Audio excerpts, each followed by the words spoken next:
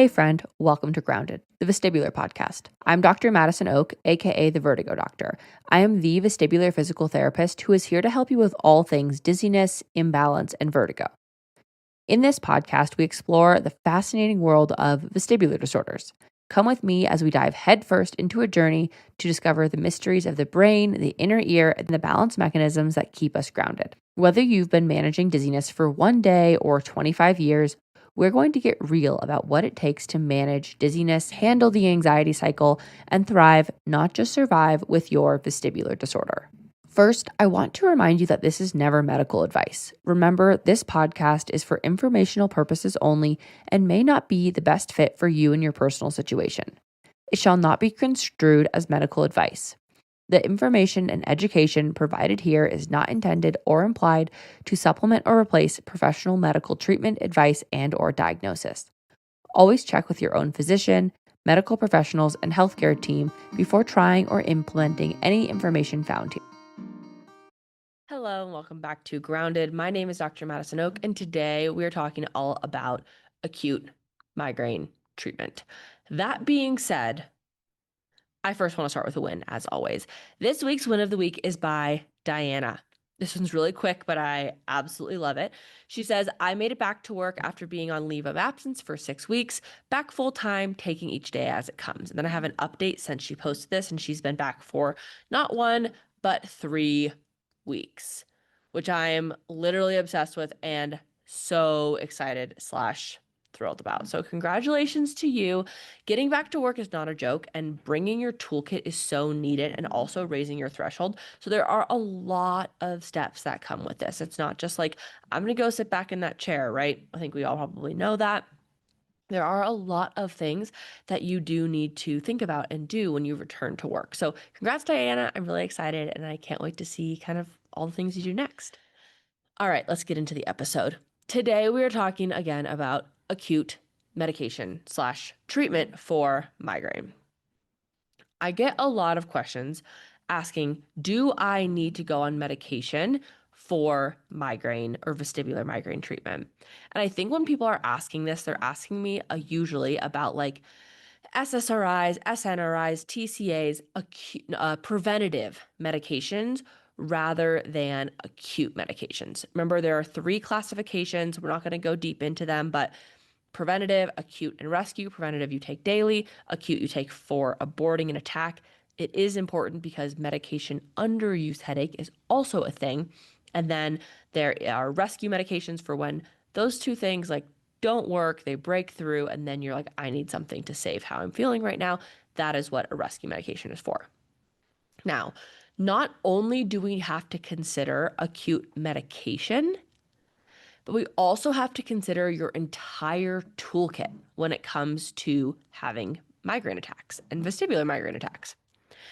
When I talk about a toolkit, we have other episodes about toolkit. I am talking about everything that you could use possibly to help you treat a migraine attack, from shoulder massage thing off of Amazon to Ruwell essential oils to Cephalete, Truvaga, Gammacore, Nerivio, like you name it, it can go in your toolkit. Now, usually what I tell people in vestibular group fit is that you, and who I see one-on-one, and I talk about on Instagram, honestly, you need more than one thing in that toolkit. Because chances are, even if you do something perfectly, or everything perfectly, I should say, you can and probably will at some point in your life still get an attack. Now, there's this thing called medication underuse headache, and I talked about this before in group a little bit.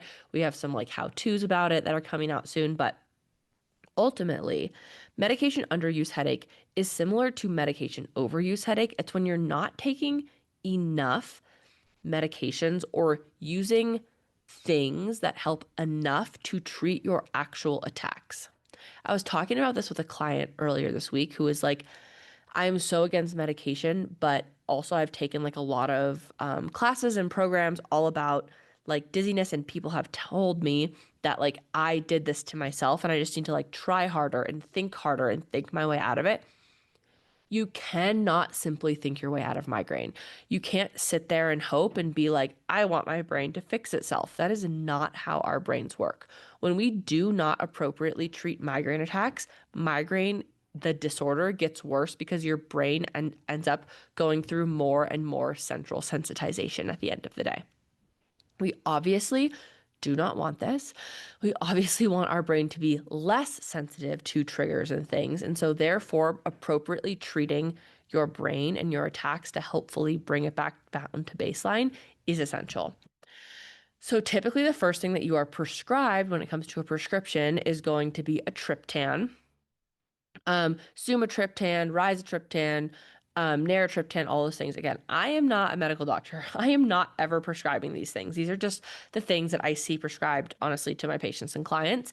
And sometimes they work and sometimes they don't. The thing about this is that there is something called step therapy that your insurance goes through basically when you are prescribed medication that isn't automatically covered through your insurance plan. And most or many migraine medications are under this because migraine, like specific medications like the Gepants or the CGRPs, the Nurtec, Ubrelvys, Amivigs of the world, are more expensive than triptans because they're so commonly prescribed and they've been around for a long time and things like that, that it's harder to get them prescribed to you and get your insurance to actually go ahead and approve them. So unfortunately, call your senators, call your congresspeople because they are trying to get rid of step therapy if they haven't already. I don't think they have yet, but I know that they are trying to. So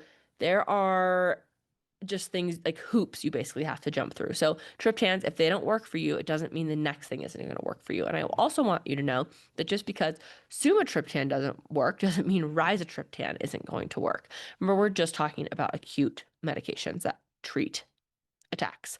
The next thing that I see work pretty well for vestibular migraine is timolol eye drops, Timolol. That is a beta blocker. It is an eye drop medication. Again, I do see this work relatively well for people who have vestibular migraine. You can ask your doctor about it. There is research to back it up. Not a ton, but it is a thing. You have the Gepants. So again, your Nurtecs, Ubrelvys, Quliptas of the world. There are both preventative versions of this and acute versions of this. You can use it for either, depending on you and your personal needs and what you talk about with your doctor.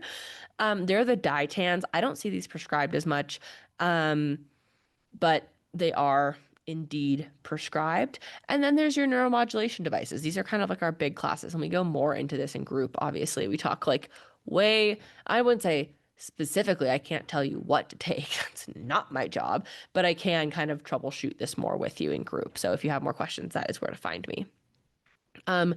And things like Cephaly, Gammacore, Truvaga, Nerivio, I think that's all of them. Those are the neuromodulation devices for migraine attacks themselves.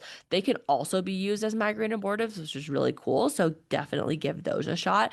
They have little to no side effects, for most people. They are overall pretty safe and work great. So I recommend people, and they all of them besides, I think, Gammacore and Nerivio, so Truvaga and Cephaly, have an excellent return policy. So that can be super helpful too. Then you have your vestibular suppressants. The things and nausea suppressants that I am about to list are not acute medications for migraine. They are rescue medications for migraine or vestibular symptoms in general. Meclizine or dimenhydramate or diphenhydramine. Those are vestibular suppressants and anti-nausea medications, not migraine medications. You can also try ondansetron, which is Zofran, that's an anti-nausea medication. Benzodiazepines like lorazepam, clonazepam, Xanax, Klonopin, things like that. These should be typically used short-term only, rarely as a rescue medication. Again, this is not an acute medication. It is not aborting an attack, which is ultimately what you're trying to do. These ultimately just mask your symptoms, like putting a Band-Aid on something. You're not helping necessarily to not have central sensitization, which is the goal. That's not what's going to happen. Other things that you can use acutely are going to be things like cooling packs, resting in the dark, hydration, essential oils, ginger, magnesium, electrolytes,